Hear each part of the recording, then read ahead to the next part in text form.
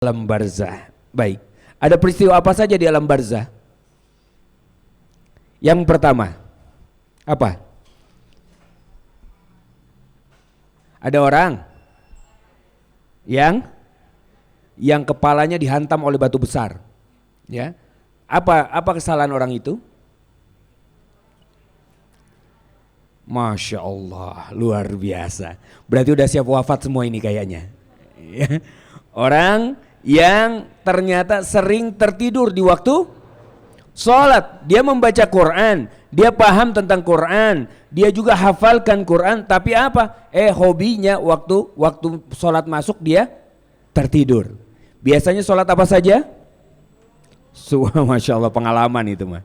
Subuh, terus asar, isya, subuh sama isya, ini yang paling banyak. Makanya ciri-ciri orang munafik salah satunya adalah dia akan susah itu sholat subuh dan sholat isyanya, akan sulit sekali. Itu salah satu ciri-ciri orang munafik.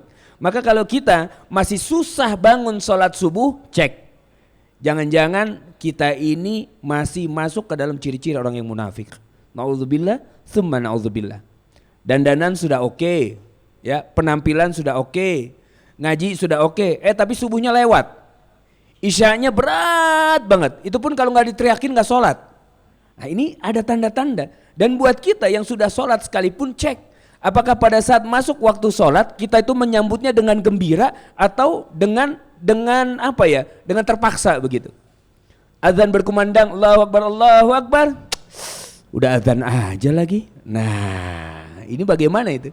Kalau pada saat kita menyambutnya dengan seperti itu, maka ada tanda-tanda. Berarti ada hal-hal mungkin yang kita sampaikan kepada orang lain, tapi kemudian kita tidak mengamalkannya. Kita suruh anak kita ngaji, kitanya nggak ngaji.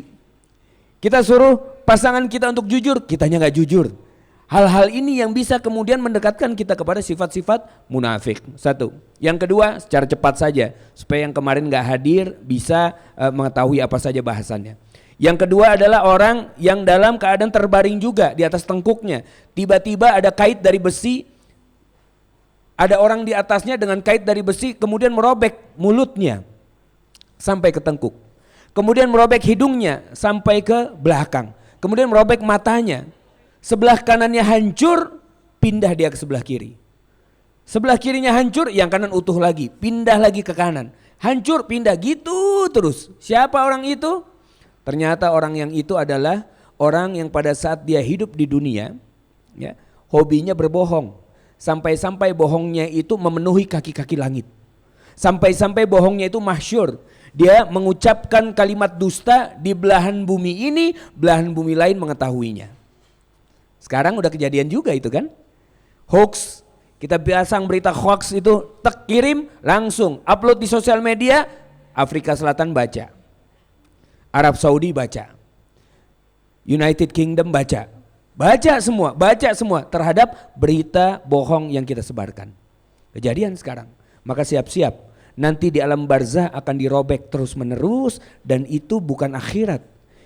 Alam barzah itu baru alam permulaan antara akhirat dengan dunia. Kenapa? Dia sudah bukan di dunia tapi dia belum masuk akhirat. Karena alam barzah itu alam penantian.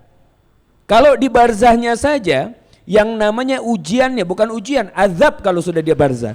Yang namanya azabnya saja sudah seperti ini, bayangkan nanti di akhiratnya bagaimana azabnya. Akan jauh lebih perih. Yang namanya down payment itu biasanya lebih sedikit daripada yang harus kita bayarkan, kan begitu ya. Dan nanti di akhirat insya Allah, ini mahsyar, setelah mahsyar ada sirat, setelah sirat ada, mahsyar ada yaumul hisab. Setelah yaumul hisab nanti ada sirat.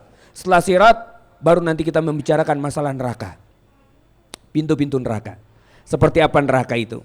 Dan bagaimana azab-azab di dalam neraka, dan ciri-ciri penghuni nerakanya seperti apa. Dan bahkan pada saat kita membahas tentang neraka nanti, yang akan saya tampilkan semuanya ayat-ayat Quran, gak pakai hadis. Saking apa itu? Saking sudah jelasnya neraka itu seperti apa. Bisa difahami ini ya. Saking sudah jelasnya. Nah kalau ada orang yang mau masuk neraka, ada orang yang masuk neraka, kata Allah, bukannya Allah yang mau dia masuk neraka, tapi orang itu yang milih dia pengen masuk neraka. Karena apa? Karena udah jelas. Supaya nggak masuk neraka, baca Quran, diamalkan ibadah-ibadahnya. Dia nggak mau baca Quran, nggak mau ibadah, ya berarti dia yang mau masuk neraka. Jangan salahkan Allah, salahkan dirinya sendiri. Karena sudah begitu banyak Nabi dan Rasul menyampaikan, sudah begitu banyak kisah-kisah dalam Al-Quran disampaikan, sudah begitu banyak hadis itu pun sampai kepada dirinya, namun dia tidak mengindahkannya. Nah, orang yang seperti ini nanti di neraka keberapa? Insya Allah kita lihat. Masih beberapa pertemuan, sabar dulu. Ya, masih beberapa minggu. Baik. Yang ketiga, ada orang Rasulullah melihat ada tanur. Tanur itu tungku. Tungku ini pada saat dilihat ternyata di dalamnya ada laki-laki dan wanita banyak sekali, mohon maaf, tanpa busana di dalam tungku itu. Apinya bergejolak, mereka akan coba lari naik ke atas, memanjat, tapi ya nggak bisa. Namanya tungku itu kan licin, ya. Maka dia akan jatuh lagi dan terkena api tersebut. Siapa mereka itu? Mereka itu adalah orang-orang yang hobinya berzina pada saat hidup di dunia. Zina. Yang ketiga. Yang keempat ada sungai. Sungai ini atau dikatakan sebagian mengatakan danau. Itu warnanya merah, bagaikan darah, campuran antara darah dengan nanah. Sungainya. Dan dilihat ada orang-orang yang berenang di dalam sungai itu.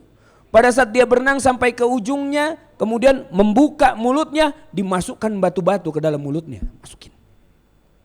Penuh, dia akan lari ke bagian yang lain, tapi di ujung pun sudah ditunggu, dimasukkan lagi batu-batu ke dalam mulutnya. Terus, subhanallah, mahada kata Rasulullah. Maha suci Allah, apa ini kata Rasulullah. Ternyata orang-orang yang terkena seperti itu adalah orang-orang, mohon maaf, yang pada saat di dunia hobinya memakan riba. Maka dia akan terkena seperti itu. Dan ini belum akhirat. Ini masih alam barzah.